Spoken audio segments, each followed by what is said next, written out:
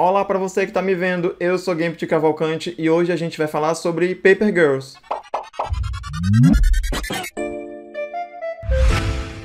Antes de começar esse papo, eu preciso dizer, como falo em todos os vídeos, que eu não consigo fazer review de nenhum produto que eu tenha lido ou assistido sem soltar spoilers. Então, se você não viu a série ainda, eu recomendo que você assista antes de ver esse vídeo, ou assista esse vídeo por sua conta e risco, sabendo que algumas coisas que eu vou dizer aqui talvez modifiquem a sua experiência quando for assistir a série. Paper Girls é uma série da Amazon Prime que adapta os quadrinhos de Brian K. Vaughan e de Cliff Chiang, que tem o mesmo nome, e acompanha 4 pré-adolescentes que mal se conheciam até o início da trama, que são entregadores de jornal. As 4 meninas, Erin, Tiffy, Mac e KJ, estão trabalhando ali no comecinho do dia 1º de novembro, na madrugada de 31 de outubro para 1º de novembro, que elas chamam de Dia do Inferno, porque é o dia logo após o Halloween. E ali, enquanto elas estão entregando o jornal e se conhecendo, elas acabam se enfiando no meio de uma guerra entre duas facções que tentam controlar cada uma a seu modo a linha temporal. Sim, é uma série sobre viagem no tempo. E antes que alguém diga aqui que Paper Girls é o Stranger Things da Amazon Prime, é muito mais fácil a gente dizer que Stranger Things é o Paper Girls da Netflix, uma vez que os quadrinhos foram escritos ali entre 2016 e 2019, e apesar de as duas histórias terem isso em comum, talvez essas sejam as únicas coisas em comum, né? Ser uma história que fala sobre pré-adolescentes e que se passa ali nos anos 80, né? Paper Girls é uma história que começa em 1988, mas bem diferente de Stranger Things. Paper Girls não é uma ode aos anos 80, aliás, muito pelo contrário, é uma dessas séries que a gente pode chamar meio de anti-nostálgica, né? Assim, anti-nostalgia, porque a série ela trata de maneira muito dura a realidade dos anos 80, o que é um pouco mais realista do que Stranger Things ou do que as memórias afetivas que a gente tem da década de 80, uma vez que muitos dos debates que são tratados aqui nessa série da Amazon Prime são debates que são muito pungentes para os dias de hoje, mas que eram tratados de maneira...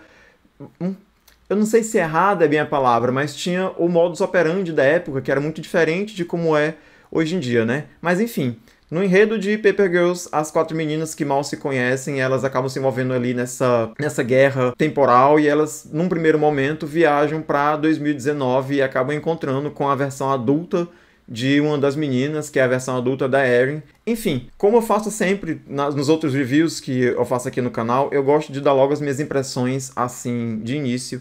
E eu preciso dizer com muita dor no coração que eu queria muito ter gostado mais de Paper Girls.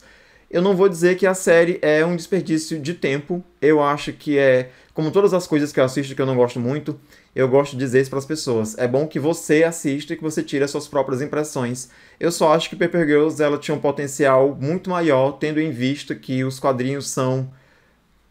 eu acho que perfeitos sem defeitos é uma expressão muito exagerada, mas é assim que eu enxergo. Eu adoro os quadrinhos do Brian K. Vaughan. Não apenas Paper Girls, Brian K. Vaughan tem uns trabalhos muito legais. É ele quem escreve Saga. Se você é fã de quadrinhos e não leu Saga, por favor, leia. É ele quem escreve Y, The Last Man, né, que é o Y, o Último Homem, que também é maravilhoso. Os Fugitivos da Marvel, que também é uma história maravilhosa. Enfim, Brian K. Vaughan, que eu não sei se eu estou pronunciando o sobrenome dele correto, ele tem uns trabalhos maravilhosos, ele é um incrível roteirista, e ele, assim como Cliff Chiang, estão envolvidos na produção executiva da série.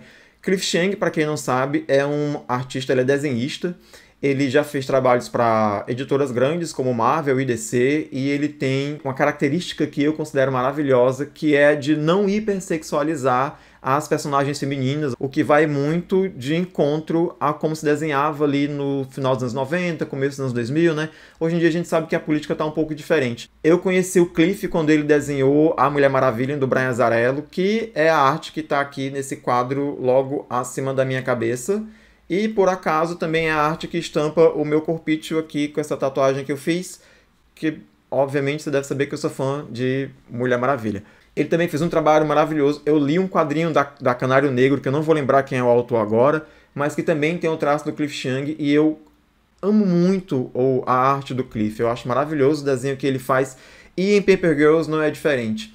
A história dos quadrinhos, ela é extremamente envolvente. Enfim, apesar da trama ser um pouco complicada, porque tramas que envolvem viagem temporal sempre são um pouco mais complicadas, o foco de Paper Girls não é a viagem no tempo em si, né? Não é a ficção científica em si, mas sim as vivências das garotas pré-adolescentes que são muito diferentes entre si e acabam, num primeiro momento, meio que sendo forçadas a se tornarem amigas, né? Porque elas se defendiam ali enquanto profissionais, mas também ela trata muito mais de aspectos pessoais, sendo que essa questão de viagem temporal ela serve muito mais de plano de fundo, né? Ali para dar corpo para a série, para ter o desenvolvimento de uma história.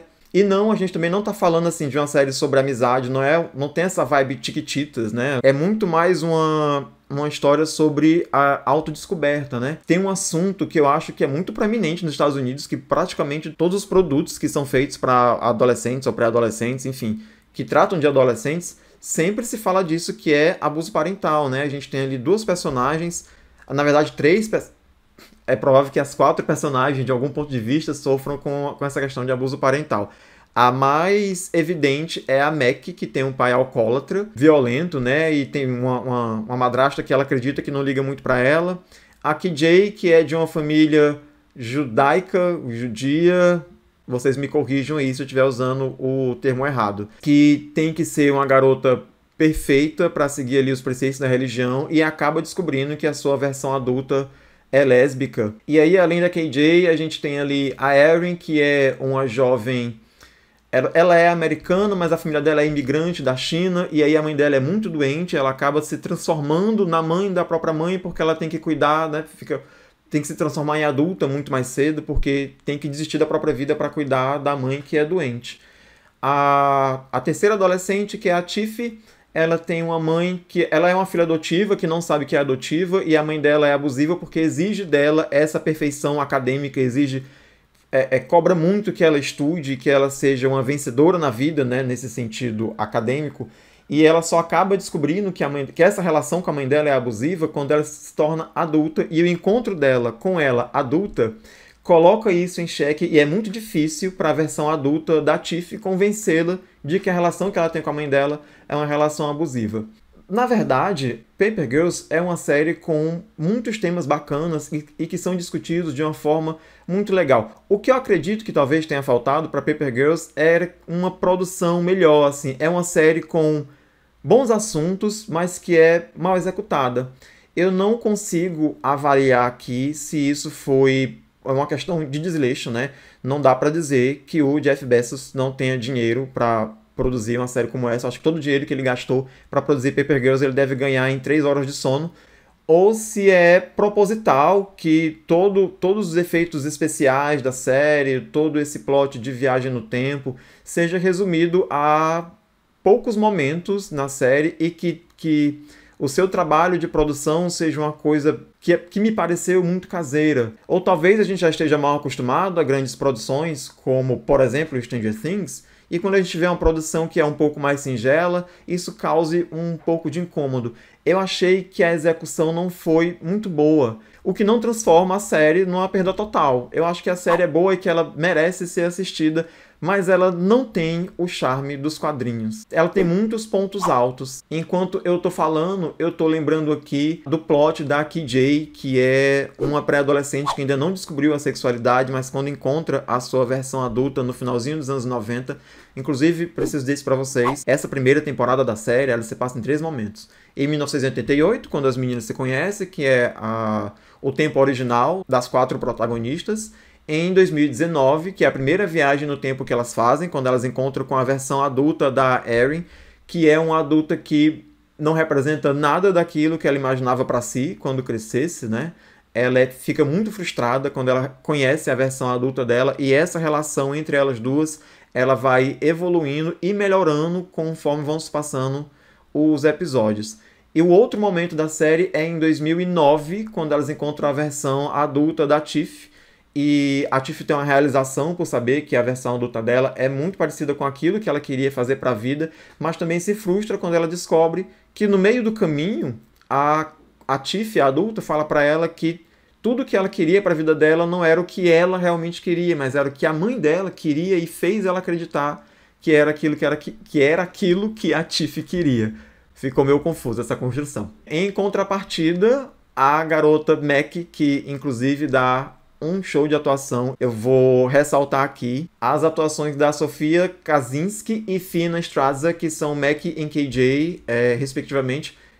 Mais uma vez, eu não sei se eu estou pronunciando o nome desse povo certo, porque a minha pronúncia é essa. Depois a gente resolve como é que se fala esses nomes. A Mac, porque... A Mac não. A Sofia, porque faz essa adolescente essa pré-adolescente que tá na fase da revolta, e ela vai perdendo essa revolta e talvez o ânimo de vida quando ela descobre que não existe versão adulta dela, porque ela falece aos 16 anos em decorrência de um câncer. E o desenvolvimento dela como personagem é muito, muito bacana. E ele vale muito a pena.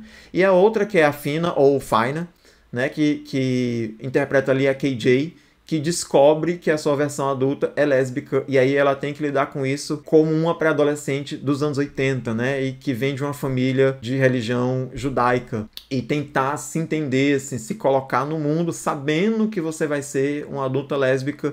Então ela passa por todo esse processo de revolta contra ela mesma, né, de não gostar do que ela descobre sobre ela mesma, e depois ir se entendendo e se descobrindo pouco a pouco. Enfim, eu fico muito dividido quando eu falo isso, porque tem muitos assuntos bacanas discutidos na série de Paper Girls. Tem uma cena ali na metade da temporada em que as meninas se sentam para debater menstruação, e esse provavelmente é o ponto mais alto da série, assim, quando eu faço a recapitulação da série na minha cabeça, essa é a cena que mais me lembra, talvez a cena que mais tenha me marcado. É um diálogo maravilhoso de meninas que nunca receberam instrução sobre menstruação, sobre como é que é usar um absorvente, tentando descobrir como é que elas fazem isso, e é uma discussão que é muito real. E talvez esse seja um dos pontos fortes da série, porque, como eu falei aqui em Stranger Things, quando a gente faz um produto cultural que se passa em outra época, é muito importante que a adaptação desse produto ele não seja resumido apenas ao figurino e à ambientação, né? Aos cenários, aos carros, sabe? Mas ao entendimento social que a gente tem dos assuntos que são tratados na época.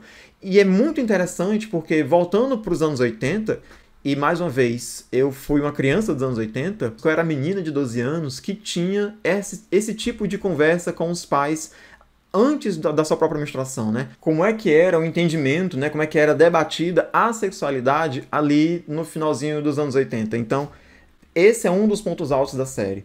Eu acho que nesse ponto a série conversa muito bem com a época em que as meninas vivem, né? Uma vez que a história toda não se passa nos anos 80, mas as meninas são fruto dos anos 80. Então, essa foi uma das coisas que me fez continuar assistindo Paper Girls. Nos primeiros episódios, acho que o primeiro e o segundo episódio, eu vi muito entediado, assim, rezando que o episódio acabasse. O meinho da série, episódio 3, 4, 5 e 6 são episódios muito bons no que diz respeito aos assuntos que são abordados pela série. Essa questão destino versus livre-arbítrio, né? O que eu posso fazer com a minha vida quando eu já sei como vai ser o meu futuro, né? Esse debate sobre a iminência da morte. Se eu sei que eu vou morrer daqui a alguns anos, o que eu posso fazer quanto a isso? Eu posso mudar esse destino? Está nas minhas mãos ou eu devo só aceitar e deixar a minha vida seguir em frente? Como é que eu resolvo isso sendo eu uma criança de 12 anos, naquela fase em que a gente está só revoltado com tudo, sabe? E é extremamente agressivo. Enfim, tem muitos pontos altos aqui. Mas, infelizmente, a série não me fisgou. Mesmo tendo gostado tanto dessas pautas e de como elas foram discutidas, a linha de tempo da série, a maneira como isso foi executado e todo o plot que leva que trata da aventura das meninas, né? Não só da sua aventura pessoal e do seu crescimento, né, enquanto seres humanos, mas desse plot da guerra e de como elas se envolveram nisso, de como isso é resolvido, sabe? Os efeitos especiais da série são bem fracos. Uma coisa que me incomodou muito no último episódio, por exemplo, foi essa sensação de estar assistindo Dragon Ball Z quando o Goku tá lutando com o Freeza e faltam 10 segundos pro mundo Namekusendi explodir, e esses 10 segundos duram 3 episódios de 20 minutos. Então, as meninas estão de cara com um portal que vai fechar em menos de 10 minutos, e aí o último episódio inteiro, são os dois últimos, na verdade, né? Episódio 7 e 8 inteiros, se passam dentro desses 10 minutos e tem uma conversa chatíssima fortíssima com o avô, acho que é avô, é vovô, né? Com o líder da facção ali que tenta preservar a linha temporal, que é ele explicando para ela por que não pode viajar no tempo, etc e tal, e todo aquele papo da fita e não sei o que, e com a iminência dos acontecimentos ali, né, com o portal prestes a se fechar e toda a urgência de tudo que está acontecendo, os personagens se prenderam em conversas muito longas, sabe? O mocinho, o pretenso mocinho, tá lá com a arma apontada para o líder da facção, que a gente entende como a vilã, e acaba sendo comido por um dinossauro, sendo que ele podia ter só puxado o gatilho. Assim, tem muitas inconveniências da série que me incomodaram muito. E é por isso que eu fico insistindo que, apesar dos bons assuntos e apesar de como a abordagem da série é bacana, ela foi mal executada. Eu não vou dizer para vocês não assistirem, como eu jamais diria de nenhum produto que eu não tenha gostado, né? Não digo para ninguém não consumir. Eu prefiro que vocês assistam, que vocês tirem as suas próprias conclusões. Eu quero muito saber quais foram as suas impressões a respeito da série, pra gente trocar essa ideia. Não vamos deixar esse papo morrer aqui, vamos esticar essa conversa. Se você gostou do que eu falei até aqui, deixa o likezinho aí, não se esquece de se inscrever no canal. Se você caiu aqui de paraquedas, a gente lança vídeo toda quarta e domingo, sempre falando de cultura pop e de cultura LGBT, de sociedade, de comportamento, debatendo aí os lançamentos da semana. Eu vou ficando por aqui, espero que vocês tenham gostado de tudo. A gente se vê no próximo vídeo.